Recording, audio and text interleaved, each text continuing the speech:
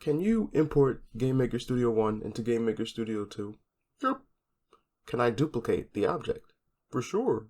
Can I copy the collision settings to account for the new object? I don't see why not. And can I add the new object into the room? Sure, yes you can. Great, that means the game works now, right? Nope.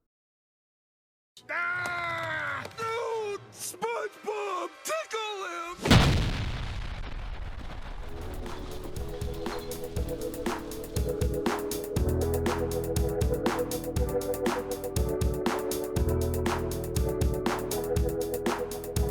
Kairos and I have been quite busy since the last devlog. First, I'd like to show off the cool and new player sprite he made. We have running and jumping, sick. The code for the sprite switcher logic is kinda complicated, so adding more types of movements will be possible, though a tad clunky. Bear with us. The next thing I want to show you all today is the two new player moves we have added. On top of the double jump, we now have a dashing mechanic and a wall jump mechanic. The wall jump is a little funky, but it's still fun to use. After tightening up the wall jump a bit, we have some plans for other things like projectiles, breakable doors, and more. The disappearing reappearing blocks are a little scuffed and will probably be removed, but we're still testing things out. As for the level design, we do not have much of that yet, though we do have a lot of plans for the world design. The theme for this jam is ruins, but instead of having the jam take place in the physical ruins, we decided to move ours to the digital realm. That's right, our Metroidvania is about abandoned websites. Each room is going to be quote-unquote linked to others, and we're still exploring what that means for world layout and level design. Although there's a lot more here I could discuss, I want to save all the world layout stuff once we have levels to show, so please stay tuned.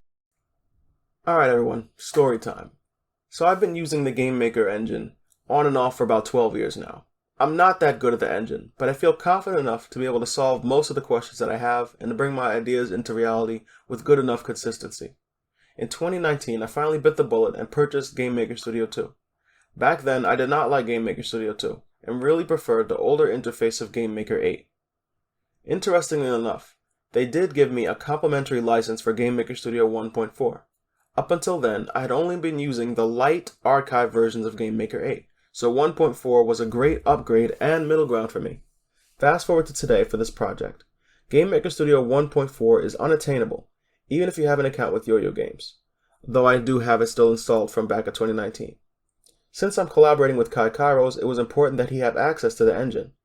I did most of the work in version 1.4 with the intentions of switching to GameMaker Studio 2 after I have all the physics and gameplay style worked out. After working out those physics, I had some real difficulty adjusting to the interface of GameMaker Studio 2. Every second I spent fighting with the engine and trying to add things into GameMaker Studio 2 version, I could have spent adding more things into GameMaker Studio 1 port without any frustrations. Being that the game jam was within a time limit, I found myself exponentially more productive just sticking with the tools I already knew. To make up for that fact that Yo-Yo Games shut down the licensing servers and my collaborator can't legally get access to GameMaker Studio 1, I had to create a workaround. I spent all my time yesterday working on a level editor for the project. To open the level editor, press E from the title screen. After that, we find ourselves in the test environment. Use WASD to move the camera around and to point the mouse to move the cursor. Left click to place and right click to erase. After you feel like you're done working on the current level, we can press the spacebar to save our progress. It will save it as a text file. Because I don't really have a complete handle on the GameMaker language, I've written the file optimizer in Python. And due to the way the tiles are drawn and the way that the file gets saved, there are a lot of repeated tiles that get written to the hard disk. I use Python script to remove all the repeated tiles, as well as to get rid of any other artifacts that might get included by accident into the level. I know there's a better way of doing this, but it didn't really take that long to write, and I'm quite happy with the results. After the shrinker cleans things up, there are some other orders of business. You push L in the level editor to load a previously saved file for editing. You can actually load a non-shrunken level, but it's not really recommended just because how much extra stuff can get saved in there. And once you're done working on the level, we use a program called Viewer to view the level. This one is probably going to be abandoned since I found an even better solution, the converter. The converter converts a level editor's output into some XML code. This XML code is what I will inject into the GameMaker project file. Essentially, this allows me to import the file directly back into the game's code.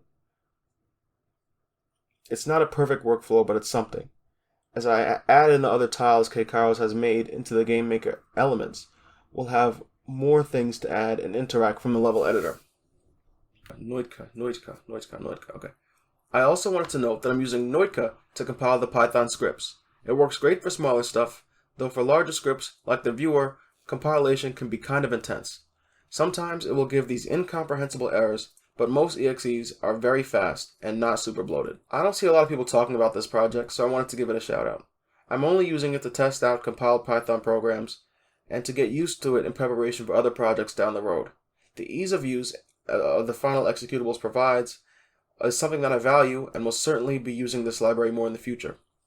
Other things I want to add to this editor include the ability to test. Like, you can't really test the editor from within the editor right now. That's something I'll be adding to in the future. Kairos has been hard at work on the assets. All the music you've heard today has been a direct result of his hard work. As I let a bit more of it play, I'll show you some of the cool sprites and tiles that he's been building.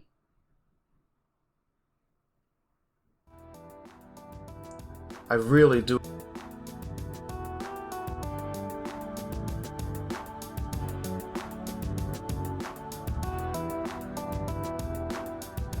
I can't wait for you guys to see more of this project. Expect 1 or 2 more videos like this before the jam is over. See you all next.